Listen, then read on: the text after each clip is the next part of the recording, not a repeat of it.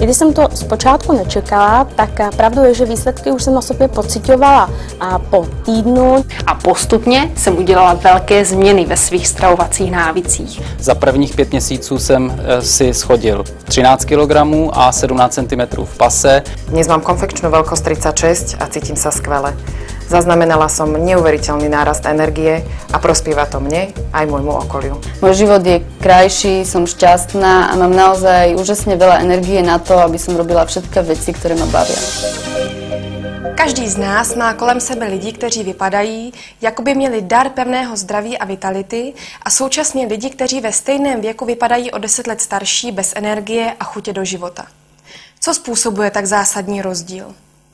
Podle odborníků Světové zdravotnické organizace ovlivňuje naše zdraví z 10 až 20% prostředí, z 10% lékařská péče a až z 60% ovlivňuje nevhodný způsob života.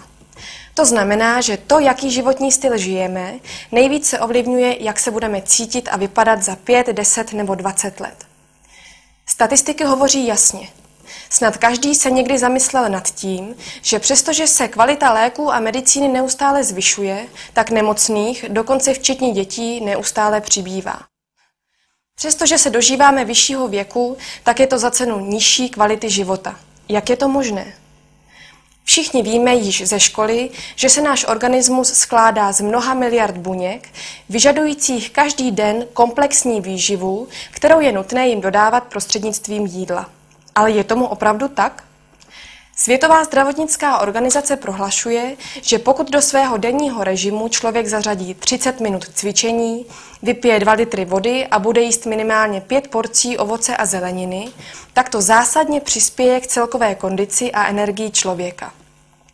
Myslím, že dnes již každý ví, že by měl jíst více čerstvého ovoce a zeleniny, domácí nekonzervovaná jídla a tak dále. Ale bohužel nás dnešní životní styl tlačí stále k opaku. V dnešní době obecně nemáme čas a energii, abychom toto zajistili a tím správně vyživovali naše tělo.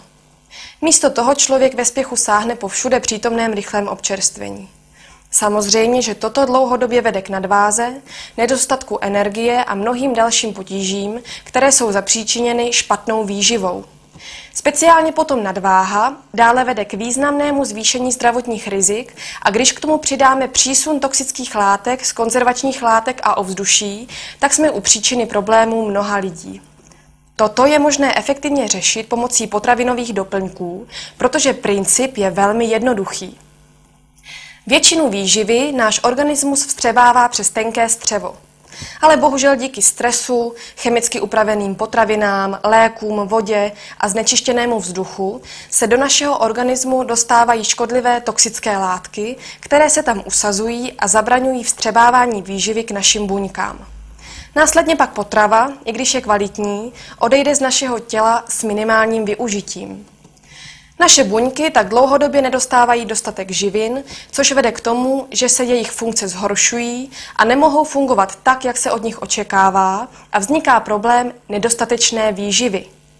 Její příznaky všichni dobře známe. Neustálá chuť k jídlu, což vede následně k nadváze, potom únava, nespavost, lámání nechtů či